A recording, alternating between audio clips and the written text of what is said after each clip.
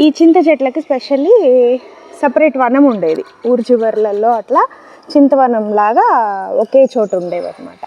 అక్కడికి వెళ్ళేవాళ్ళు. అక్కడ నీళ్ళు రోజు పోసే వాళ్ళు ఎవరు ఉండరు కాబట్టి సీజనల్గా వర్షాలు ఎక్కువ పడినప్పుడు మాత్రమే చింతాకు వచ్చేది.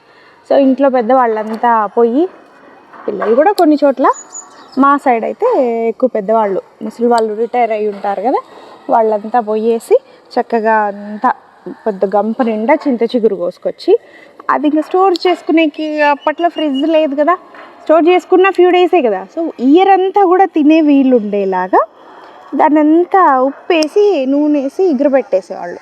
అంటే చెమ్మంతా ఆరిపోయేలాగా చేసేసి జాడీలకి స్టోర్ చేసేవాళ్ళు. ఇంక ఎందులో కావాలంటే అందులోకి కొద్దిగా ఆడుకునేవాళ్ళు అనమాట.